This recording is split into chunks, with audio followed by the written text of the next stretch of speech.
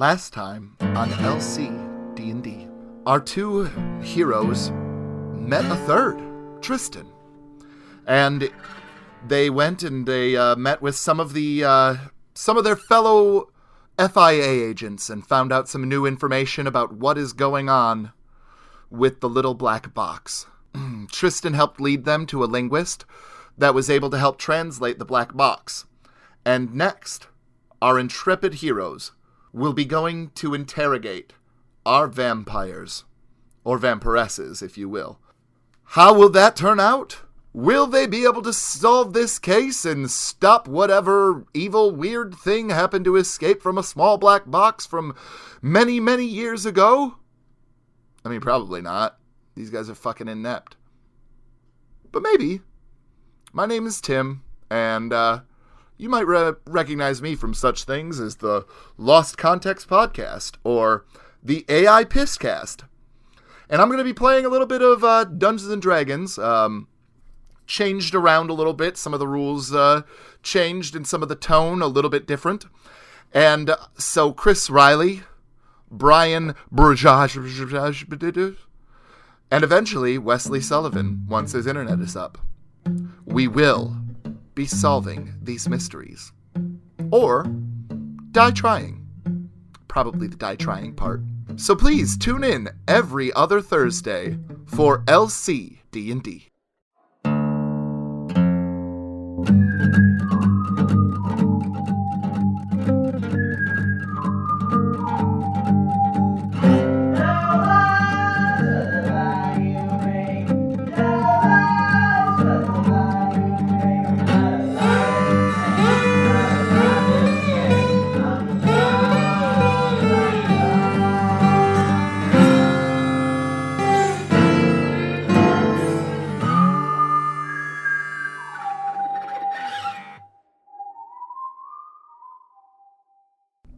So yeah, what do you guys want to do? I'd like to, I guess, go and interrogate the, what is it? The Baudelaires? Yeah. Which one? All right. Nicolette or Marie?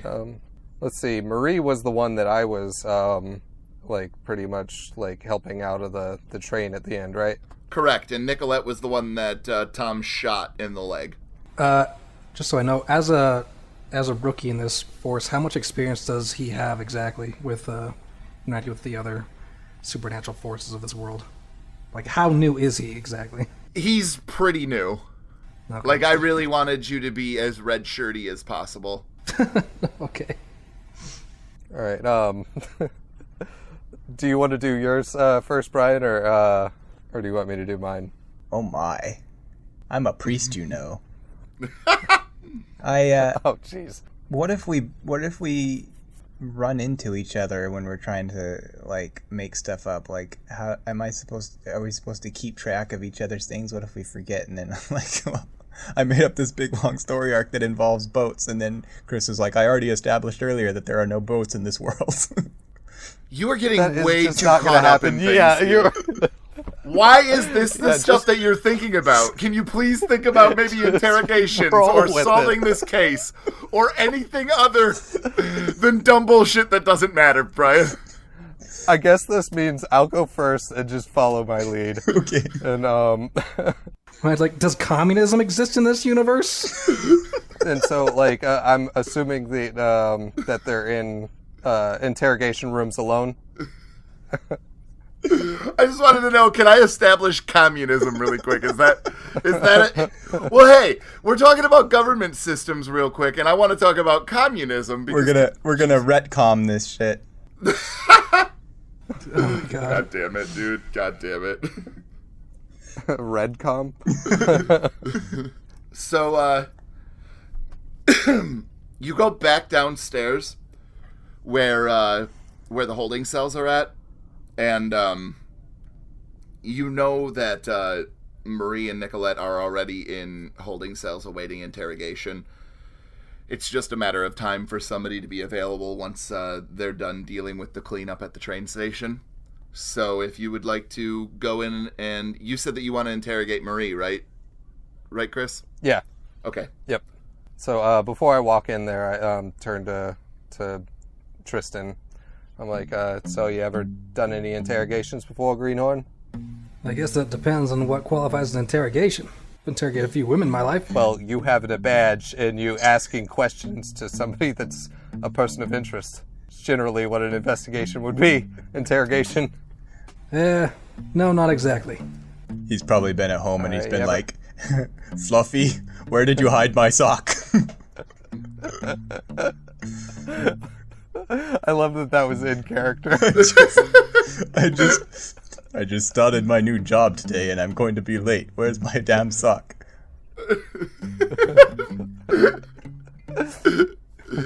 Can you please develop like a weird laugh that you do after you make bad jokes like that?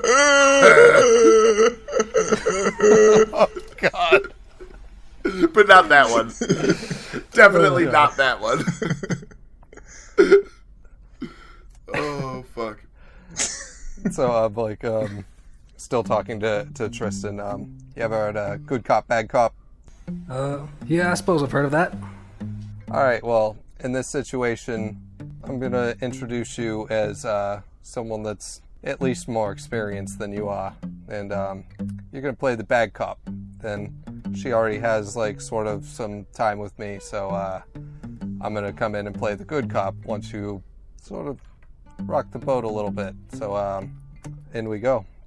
And we enter the door, and is Maria, like, pretty much handcuffed to the table there? So her hands are handcuffed to the center of the table, and there's just like a little U-bolt in the center of it that the handcuffs can kind of move side to side through, but she can't move them more than probably a half a foot from the table. Who's the girl I shot in the leg? Nicolette, the other one. She got medical attention for that.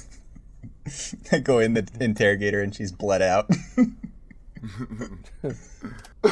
She's undead. That's pretty impossible. Yeah. You only shot her in the leg. It's not like you shot her through anything vital. I go into an interrogator and she's like sucking on her leg. What, you do it too if you could reach. Lucky double-jointed vampires. She looks up, so Marie looks up at you guys and she says, "What do you guys want?" I'm like, well, we've met. Is Marie, right? Yes. All right, this is Special Agent Tristan, and he's going to ask you a few questions. I'm going to ask you a few more. I'm assuming you probably know how this is going to go down, and we'll just get it over with, all right? Yeah, okay. All right. Take it, Tristan. Right. Well, when they had walked in, eager to get into character, Tristan had sort of sauntered off to one of the darker corners of the room and pulled out a toothpick and hid very, very dangerously into the shadows of the room. And, of course, said nothing as he was introduced. But now that Faulk has decided to give him the stage, he walks forward very slowly. And he leans over the table, puts his face real close to Marie, kind of just inspects her, looks her up and down. "So, Marie, I don't suppose you have any information for us?" What do you want to know? "What do you have to tell me?" We read the ritual. It was a mistake. What ritual would that be?" I'm sure you found the sheet of paper. "Well, just assume that I don't for a second, you smug bitch." The paper that Jean-Luc had "And what's this paper that Jean-Luc had for?" was to bring back the Allfather. "The Allfather. Sounds like a real bad motherfucker. Why are you looking to bring back this Allfather?" The man said that he would change the tide. "And what is this tide this man's speaking of?" What does it matter now? It didn't work. "It matters because I'm asking you the fucking question." Just get the judge in here. "Look, lady, I don't think you understand how this works. I'm asking the questions. You're not making demands. You do what I tell you, and maybe you'll get out of this in one piece." What if I burst through the door and said that Nicolette had escaped? Would you have to run with that? Yes. Oh man, I just don't know if I can handle this much power. God damn it, Brian!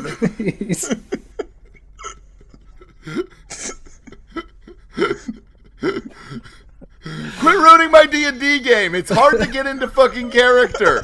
And when people have a good thing and a good scene that's going on, and you're just like, hey, let me ask you weird questions about dumb shit again. I know I've already done this 3 times, but I just really need to know. God damn it, Brian. I was getting bored. Vaughn was just asking the same questions we already knew. He's establishing a baseline. Don't you know anything about police work, Brian? Yes, she doesn't know that we know that. God, Brian. I don't Russian.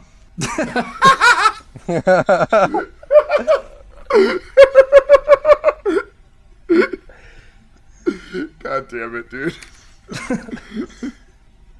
Well, I forget the last thing I said was. Oh yeah, She just told you that the Allfather would change right. the tide. and she said to get the judge in here, and I said, or Tristan says, I don't think you understand how this works. I ask you questions, and you give me the answers I want. And maybe if you act like a good little girl, you leave here in one piece. So tell me what the letter is for, and what the tide is. I'll make you a deal. Take the cuffs off, and I'll tell you what it's for. I'll make you a better deal. You tell me what it's for, and I won't put a bullet in your fucking head. I interject at this point. Greenhorn, good God. What the fuck is wrong with you? What? What? Get in the fucking corner. Fuck me. I mean, you told me to play the bad cop. I was playing the bad cop. I don't know Just- what you want from me. Get in the corner. Please. Tristan So walks he off walks the up to corner. the table now. And he, sits down next to Marie and he's like, all right, so what exactly is written on the old sheet? Tell him what would happen if you were to take these cuffs off. Just tell me what was on the old sheet. Look, he's intimidated. He's a fucking kid, He wouldn't last 2 seconds with you. But now I'm talking to you. And you're not going to bully me like that. I already put a couple of bullets into you. And look where you are. I bet I'd last longer with her than you did with Patty in bed. Yeah, that's at least I got to her.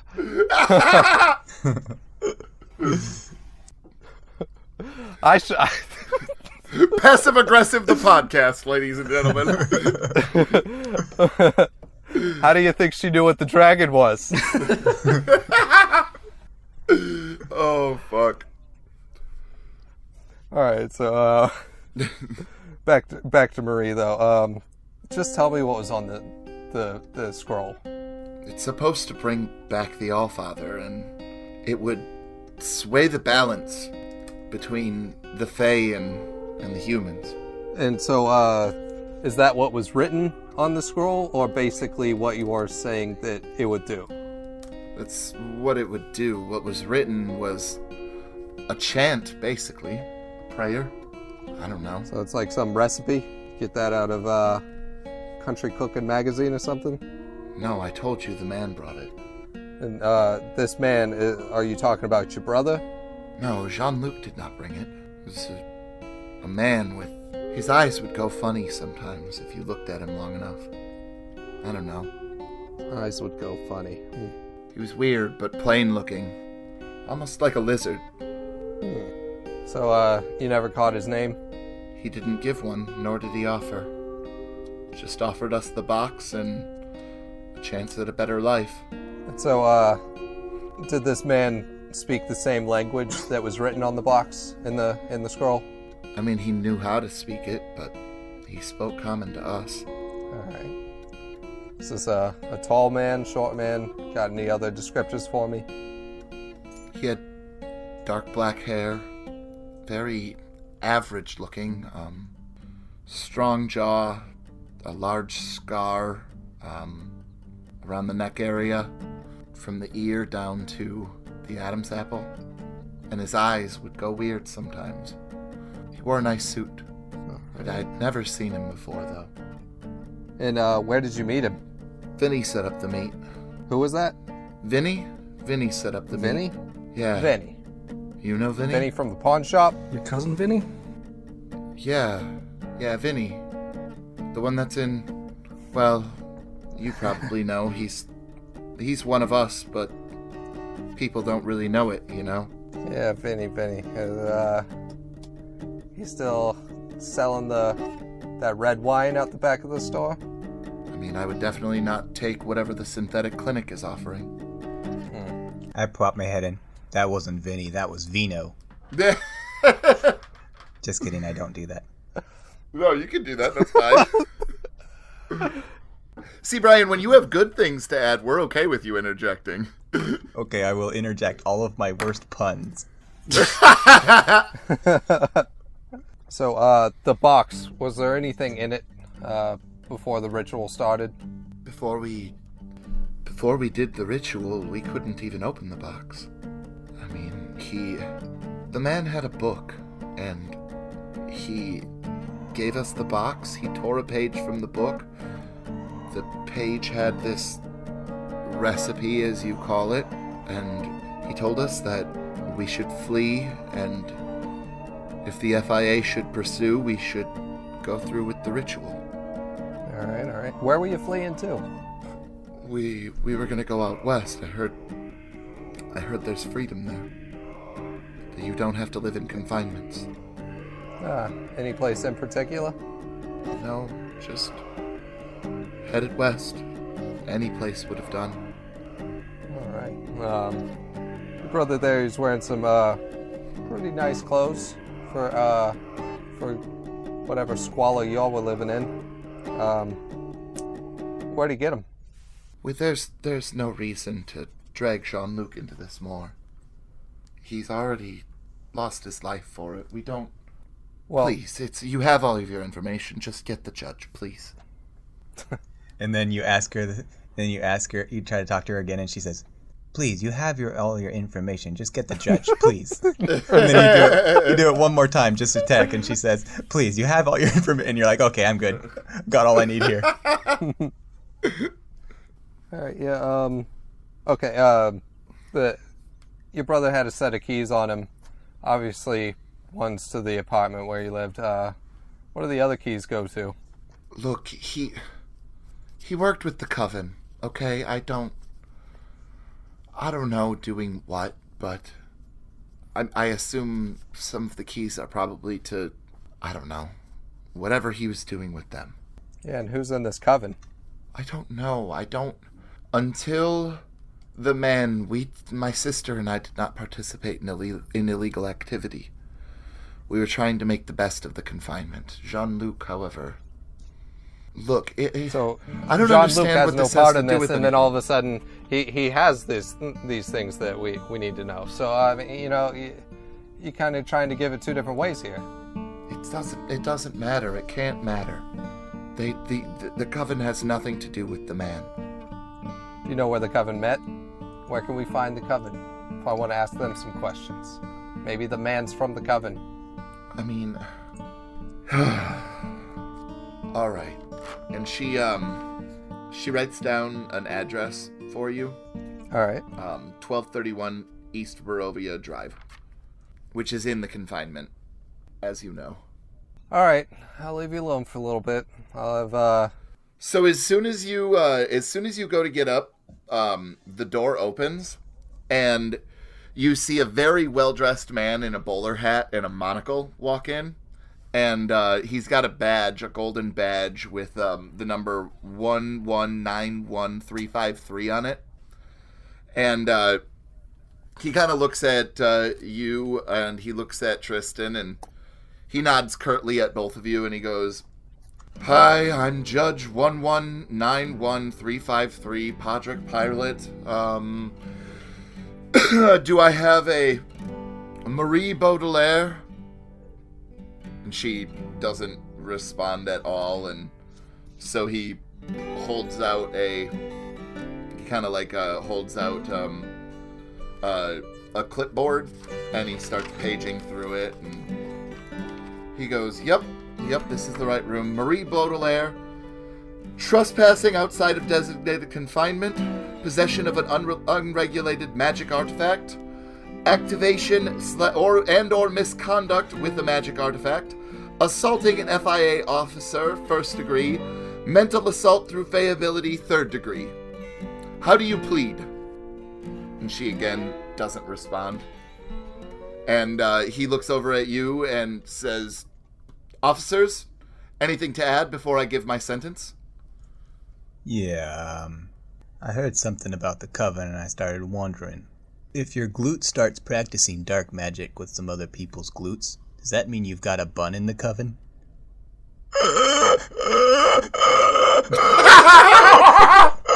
Oh my god. Jesus Christ. What the fuck, dude? That's not even worth a boo. No, I'm just in shock.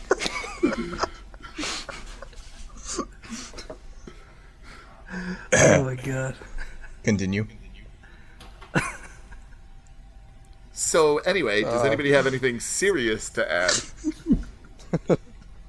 Yes, could you arrest him, please? He's committed a worse crime today than any of these other two. Yeah, the joke was a crime against humanity. Oh, fuck. So, yeah, I don't have any other charges to add or anything like that. All right. Barring no testimony by the defense, I sentence you to the incineration room. Jeez. Good Officer, Lord. please remove her. And he exits the room quickly and immediately goes into Nicolette's room and starts going through her chart. Hey, Judge, Yes, what? is it too late to, I would like to, add in her defense that she was very cooperative once we brought her in, and that I believe that her brother was kind of forcing her hand in a lot of this. He kind of narrows his eyes at you a little bit, and he says, "Can we talk away from here for a second?" Absolutely, Judge. Your Honor. So you guys walk away, maybe 20 feet or so, and he says, "I don't have a choice. Any Fae caught using any sort of magical artifact, or any Fae who assaults any officer, the penalty is death now." That's from the top. Since when? Couple weeks now. Ever since that magic wand incident downtown, maybe a month ago? Were you on that case? Should I roll to see if I was on that case? No, you probably weren't on that case. You do. Oh, okay. You do much more in-depth stuff than that. Like, you wouldn't have just been responding to somebody going wild with a magic wand downtown. Okay. And so is that all that, I need to know about it, is somebody went crazy with a magic wand? Yeah, 100%. Oh, okay. All right, cool. It seems a little strict for just a one-time incident, don't you think? They feel like the incidences are building, and they're worried about things coming to a head, so we need to set an example. Well, when is this incineration supposed to be? I mean, there's got to be some time for appeal or something. Tomorrow. All right. It's gotten to that point now, I guess. I don't know, but anyway. Whose order was it to change the protocol here? He says, you're gonna have to talk to Goran. I don't know. Then that's your captain. Captain Goran is the guy who directly oversees your department. But he says, I have a lot more cases left today, and they are all going to go this exact same way. So if you'll excuse me. All right. Have a nice day, Your Honor. So Marie's the one I shot in the leg, right? No, Nicolette is. No, yeah. Oh, what the hell? No, because did we have the whole thing backwards then? no. Well, the one I shot in the leg is the one who said she told us she knew everything. I mean, she said she told us everything. She said, "I can't read that paper. I don't know what's going on." She was like the dumb one. Yeah, that's Nicolette, the one that you haven't interviewed yet. Oh, they just interviewed Marie right now? Correct, yep. Oh, I had it Yep. backwards. Okay, so I'm going Yeah. to interview Nicolette. Yep. Yeah, let's do that real quick, and then we can end the episode and move on to the next one. Yeah. Or this can just be in the next episode, however you want to do it. You can do it. Nicolette can help. Wow. You know what? I'm just going to end the podcast right now. Just the series is over. Yep. We're fucking done. We're all going to have to go into desanitization chambers after all these fucking puns. Right. Get sprayed down. Sprayed down for autism. Insanitization chambers. Insanitization. Yeah. So, okay. So I'm going to go interview her now. Okay. You walk in and she actually looks a lot less aggro than Marie was. I figured. So I don't say anything. I just open the door, close it behind me, walk over, adjust the chair, slowly sit down, and then without a word between us for a moment or two, I just kind of fiddle with the table, tapping my fingers and stuff, and then I say, and then I reach up and slowly I take my flat brimmed hat off and I set it on the table. And so, obviously, I have my bald head underneath that I'm very self-conscious about. Nicolette? Yeah. I don't take my hat off for many people. Do you know why? Because you'll blind them when the light reflects off of your head.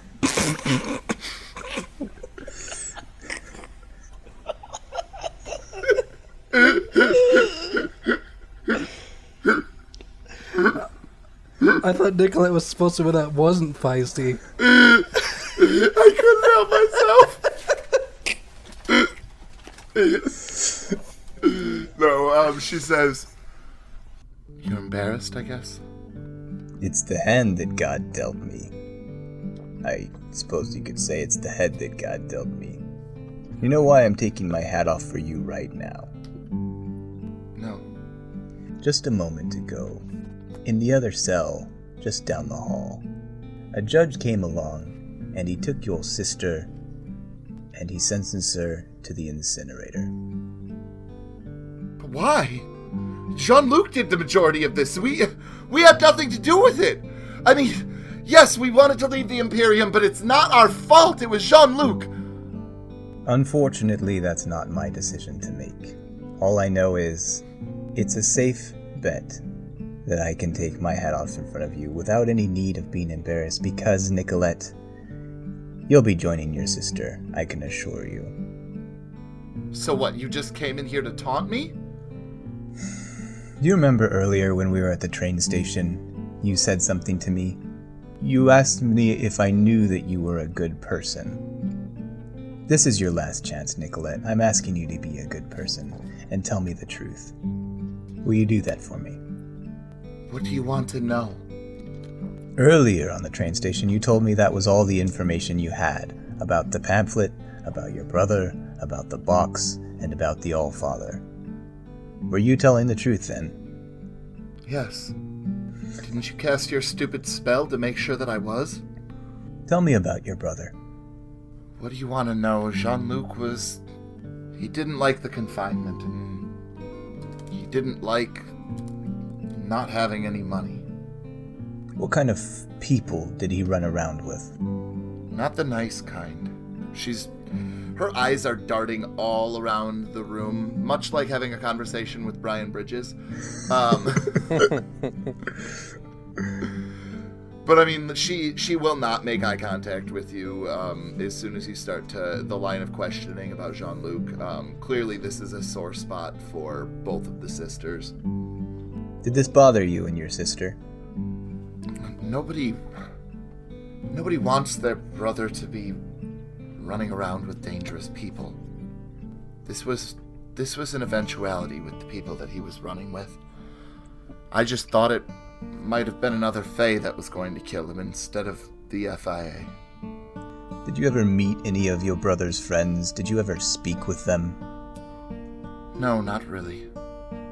Do you recall him mentioning any of their names? Isaac came over once, but... Isaac... Overwatch? Have you ever heard of him? Fuck. Isaac Overwatch. You remember what he looked like? Any distinguishing features? Long brown hair, fair skin, but Deep blue eyes. She doesn't know that. I know she didn't make eye contact with him. No, he has very angular features. He looks similar to other vampires. Do you happen to remember where your brother would hang out? Where he would meet these people? There's a speakeasy off of Barovia, maybe? I don't know. You can go and get human blood there. I slide my hand over and slowly I pick up my hat and put it back on my head. I don't envy you the position that you're in, and I don't have answers for the undead, but that doesn't mean I'm a man without hope. I think that you have demonstrated some level of goodness, and for that, Nicolette, I suppose I will remember you in my prayers. Goodbye. And then I slowly stand up and I make my way out to the door. All right. So you guys are all outside of the interrogation rooms, and yeah. All right. Is that judge still here? No, the judge actually went to go and do some other cases since he noticed that you guys were still interrogating the other suspect. All right, and then would we have already filled out our debriefing reports for what happened in the Yeah, I mean, let's figure that while you were inside interrogating one, Tom could have been filling out his stuff. Yeah, you guys are good on paperwork. You can go on to do whatever it is that you want to do. Well, I just meant if we had any time to maybe change some things in the paperwork before some things are final. Oh, I got you. So the paperwork for their execution orders. Yeah. Gotcha. Okay. Yeah, you know where that I've stuff been is filed away, for sure. All right, so I've been kind of watching through the glass or whatever, and Tom comes out, and I'm like, so she was pretty compliant with you, huh? Didn't take much. I just went up to her and said, I showed you my bald head. Answer me. Somehow that always works with you. I don't, you're gonna have to teach that one to me someday when I lose my hair. Yeah, I see that. I could get answers out about anybody. So, what I'm thinking is, I don't know if I can save this other girl. She's got a bad attitude, and it's going to be tough. But one thing we might be able to do with yours is, maybe she didn't actually attack you. And since she was in your custody the whole time, yeah, she got hit in the crossfire maybe. But there's no reason both of them have to get put under. And so I say make the paperwork say that this one has committed no crime as we see it right now, and work on trying to help out the other one while we can, and maybe try to solve this case in the meantime. Tristan kind of gives Faulk sort of a sideways look. What do you care what happens to some Fang? Listen here. I don't even remember your name. Tolstoy? Tonkin. Trevor? Trevor, that was it. You got it. Green. Trevor. Oh, yeah. Keep going. You're almost there. Everybody's got something. And everybody's come from somewhere they didn't want to be. And we can tell who the brains of this operation was. That's one thing. The other, if these broads get executed tomorrow, they aren't going to be able to help us with jack shit going forward. The longer we keep them alive, the longer we can possibly get more information that'll help us save people. And isn't that what we're here to do? Tristan just shrugs his shoulders and says, "No skin off my back. You do what you gotta do." All right, well, why don't you come along and learn some more tricks of the trade then? Sounds like we got a pawn shop to go to. All right, but next time, you play the bad cop if you got such a problem with the way I do it. Sure thing. So it's been about an hour. In game, or are you talking about real life? In game, no, it's Okay. been about an hour since you guys went and saw Patty. So she should probably have something good for us by now. Yeah, why don't you two go and take care of that? I'm gonna head back to my office and try to put some things together. From what I understand, she already gave something good to, Yeah, too bad she didn't get anything good back. So Tristan and Tom are going to head up to the linguistics department. Yeah, that sounds like it. All right. I'm okay with that. So you guys get over there. Takes you about 10 minutes to walk through the building and get to the area again, and you can see that she's not at her area, and she's like, so when you walk into the room, Patty is she's been looking up and she's kind of looking around as though she was waiting for you guys, and she's got the piece of paper and the black box kind of like hugged up against her chest, and she goes, oh, thank goodness that you guys are here. I found something. So the page, the paper, it details a ritual that basically will restore a trapped soul or a trapped spirit. If it's ever to be interred into something, and the runes on the outside of the box are meant to inter a spirit or soul. I have no idea what she's saying.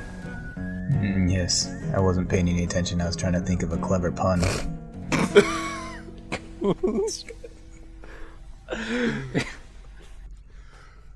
She says, all right, listen, so the box, the runes on it, the language, the writing, it's meant to trap the essence of somebody's being in it, right? Right. Right. Okay. The page is like, it's the key. It details a ritual that if you perform it, it will release the spirit into a nearby vessel. Peggy. Patty, thank Patty. you. Patty, thank you. Sorry, Trevor. So, Peggy, can you tell if that box has been opened already? Is it unlocked? Yeah, it was open when Faulk picked it up. I'm sure you were trying to think of a pun when we talked about that. I deduce that there's nothing in that box. What's in the box? I reach out and take the box and the letter from her. I think we have to lock these away in evidence, right? Why are you asking me? I'm gonna go. Oh, so I give Travis a nudge, and then I kind of stick the box under one arm, and then I say, "Listen, I'm gonna go put this down in evidence. Why don't you and Polly here, just talk amongst yourselves for a while?" And I give him a wink and I walk off. Well, all right. I'll see you later then. So Patty looks at you, Tristan, and she goes, was he hit on the head a bunch of times?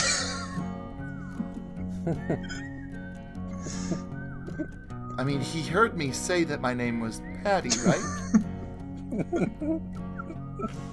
No, I think... No, don't worry about him. I think he just gets a little bit too much sun on his bald spot. But that Faulk guy, you didn't actually see his dragon, did you? What are you talking about? No, never mind. Good work, Patty. Good work. I need to get back to work, Tristan. Have a good day. You too. Love you, hon. Great work. Great work. Tristan turns and walks off. Fast as possible. That's 2 guys that can scratch her off their list. Maybe 3. All right, so you guys are back down by both Tom and Faulk's office, and the crew is back together. What do you guys want to do? Well, when you guys step into my office to find me, I'm like sharpening up, quill pens and stuff, and then just like throwing them into the ceiling while I'm kind of talking to myself, like about the things that I know about the case. I fucking love that. Am I driving it home yet? Like, how on the nose that is?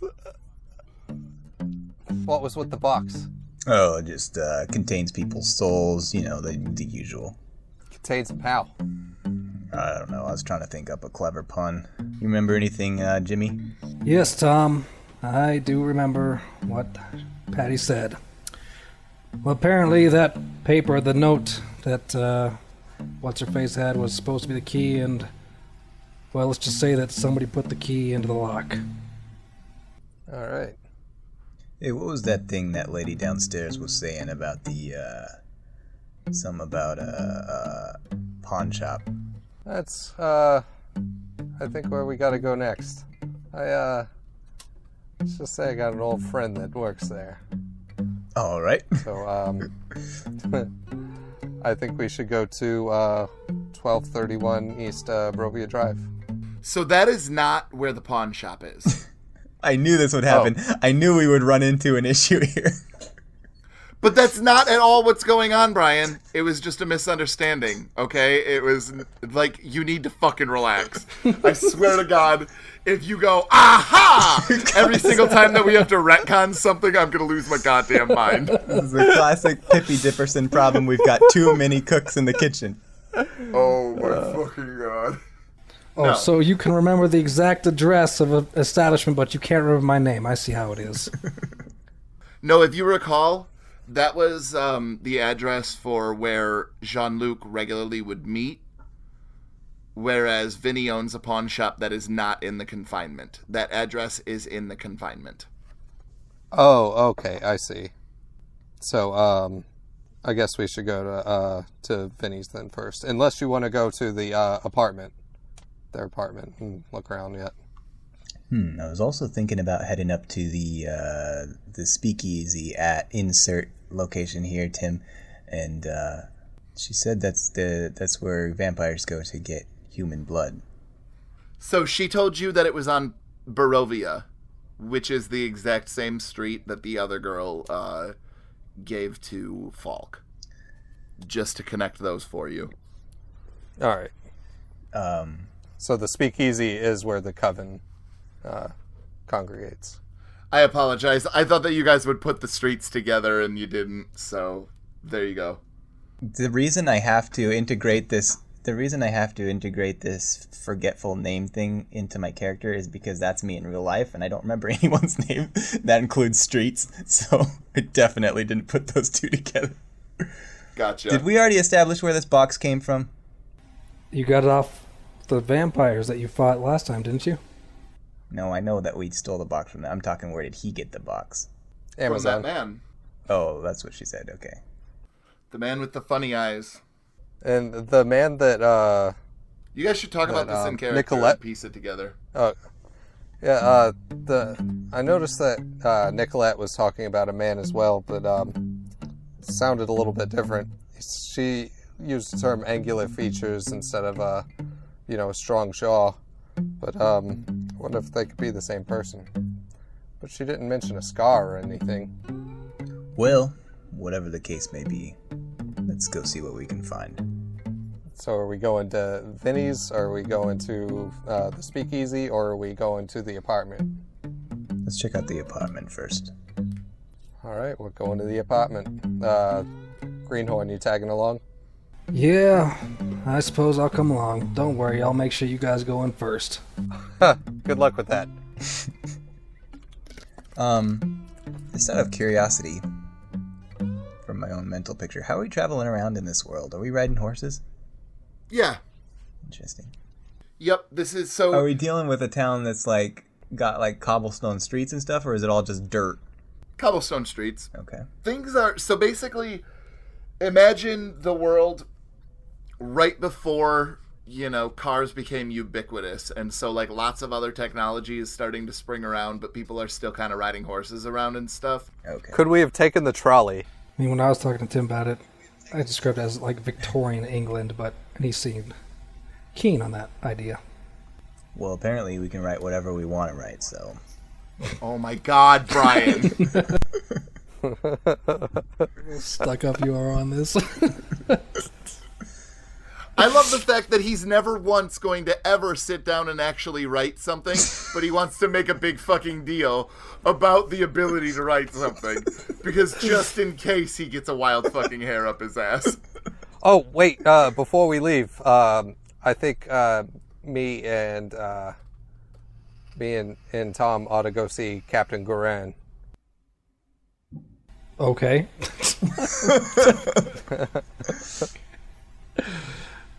You do what you gotta do. So, let's go up to his office, and try to see if we can get a short meeting with him. Hold on. Did you just make up Captain Goran? Or is that a real thing? Nope. No? Nope. The judge told us that Captain Goran was the one who was the one to talk to about, Okay. I was just mitigating the I sentences. was going to be amused at the fact that Tim would have to create a character on the fly. No, I would have come up happens with all a the much time. funnier name. We got to go see Superman.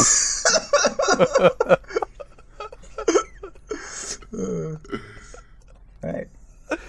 So you guys head up to the upper floors of the building, and Captain Goran has a corner office up with a view where where the majority of the building is windows and the like. And his secretary tells you, yes, Captain Goran will have some time for you, but you will have to wait a few moments if that's all right. Ah, sure thing. And she motions to a couple of chairs. There's only two, though. Chairs that are sitting nearby her desk. I know how this goes. Couple moments. Checks on him. Couple more moments. I thought you two were supposed to be some big shot special operators. Why don't you just get in there? I thought you were supposed to be downstairs. It's greenhorns, man. They follow us everywhere. Nah, it's just, I don't know. It's just the way this guy is. It's just, he means well. And right as you say that, a light flashes on the secretary's desk, and she goes, "You can go in now." On his way into the office, he makes sure to tip his hat towards the secretary. Hold on, I want to put this one in my journal. And so, we're walking in, and Tristan tips his hat towards the secretary, and by the time he turns around to walk into the chief's office, we've shut the door behind us.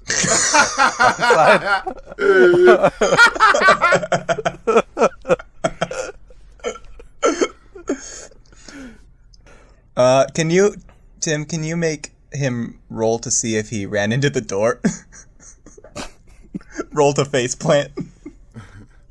Yeah, why don't you give me a saving dexterity throw. check? Dexterity saving throw. Yeah, why don't you go ahead and give me a roll? If it's not a natural one, you're fine. But if it's a natural one, you are gonna walk into that shit.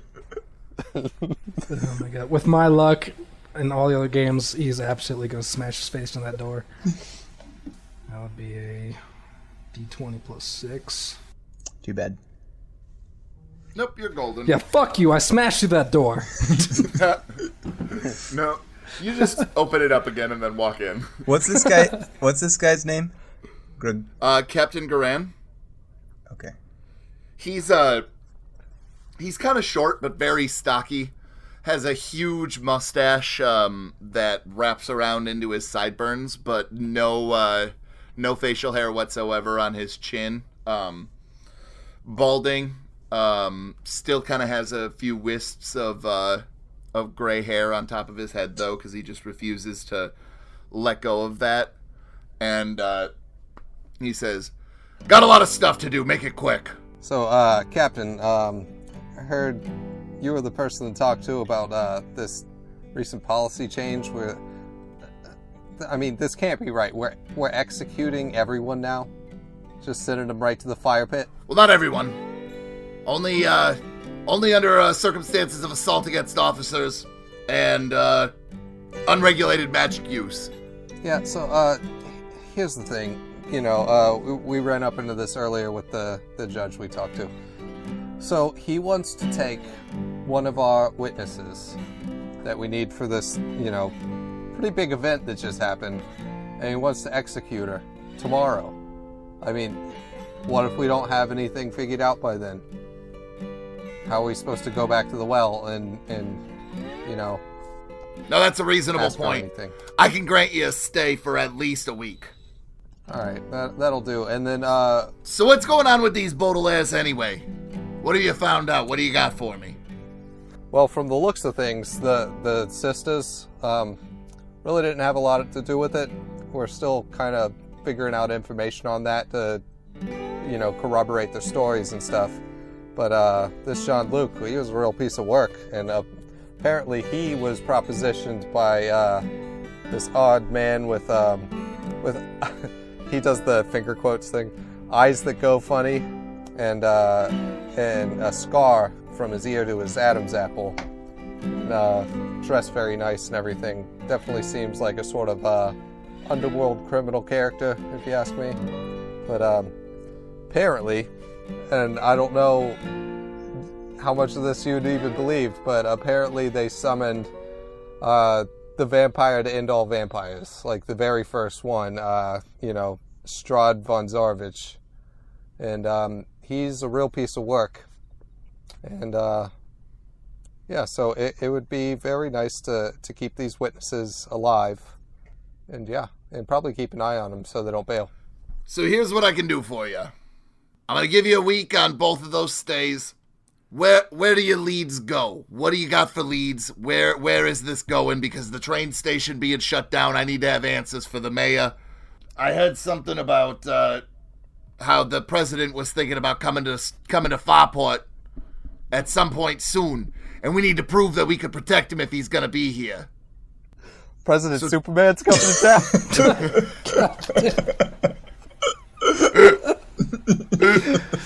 No, it's Lex Luthor. Aha! Son of a bitch, bro. You've ruined everybody. Now everybody is gonna do it. You son of a bitch. All you had to do was be an adult, but no. I was homeschooled. My parents cared about what I was allowed to see. God damn it. Yeah, so yeah, a couple of the leads we got. We still got to go back to the apartment. Look around there. There's this speakeasy establishment out on Rovia, and apparently there's some. While he's saying all this, I am quite noticeably shifting on my weight and sighing and just kind of. I'm clearly a little bit irritated with this whole business of having to release all of our information to this guy and give updates and check in with him. Okay, You got a fucking problem there, Tom? You got something you need to fucking tell me? Is there something that's going on? Are we wasting your fucking time? Is that what's going on here, Tom? No, if you got a fucking problem, just fucking say it right now, eh? Yeah, I think that you could say we could be wasting some time here. We could be at their apartment right now, but, you know, our chief wants us to check in with him, and he'd go through all the details that I think that he could just figure out all by himself just fine. You morons asked me for the meeting. Listen, all we wanted to know, we wanted to keep our information wells open, make sure that we didn't lose anything that would be vital to the case, and now we'd like to go on our way and continue to solve this case for you, the chief. So I just feel like going through all this bureaucracy is kind of holding us up. For the record, I love how Chris's Boston accent is infecting all of our characters. Well, that's good, because I imagine Farport as being, this would be the Farport accent. God damn it. So, he looks back at you, Faulk, and he says, well, here's the thing that I'm looking at here. I think you should go to the speakeasy first. That's by far our most pressing matter. I feel like there's probably not much to be gained from the apartment, because if you remember, that's where you made first contact with them. And that's where they ran from, and we've had officers sweeping the building for at least 6 hours now. But it's up to you. If you want to go and try and get more information there, be my guest. You know how some of these rookies can be. And he kind of glares over at you, Tristan. Who he doesn't really know why you're here or anything like that, but he hasn't really questioned it because it is what it is and things are a little bit wild right now. Because in the background, Tristan has kind of been meandering around the office, sort of touching things that he probably shouldn't be touching. Oh my god! It's just fiddling with random items throughout the office. Those clacker balls. So anything else? All right, and so, I think that's it. Well, good day, Captain. Good luck out there, boys. All right. Good luck on the bowling on Tuesday. Yeah, well, you never know, man. You never know. Might be my week for that perfect game, eh? Yeah, hopefully. All right, but I got a lot of stuff to do. All right, I leave, and again, I get out of there quickly and then close the door before Tristan gets out. And then I really want Tristan to awkwardly swing his arms a few times before he opens the door. Maybe clap his hands together. What the fuck? Well, if he like rolls an actual hit to where he runs into the door, I want the blinds to fall off the door too, to where he has to put them back up. Tim, please make him roll for that. Oh my god. I am not making him roll it all. You guys already did this to him once, and he's wise to it.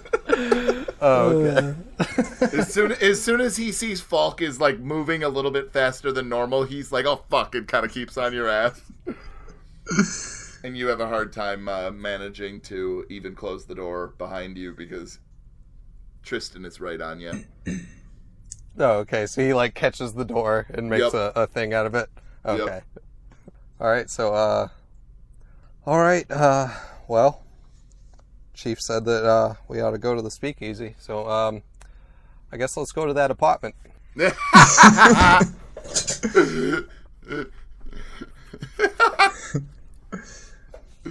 Oh, man. Are you two down with that? Is this even a discussion? I mean, sure. Just because I said something doesn't mean that like we all have to go for it. I just kind of assumed It's just that what my character would do. I just kind of assumed that we were going to the apartment. Okay. Well, then let's Tristan go. kind of shrugs sarcastically. Whatever you say, boss. I'm just the greenhorn. You know, it only really works when I do it. You know. Oh shit!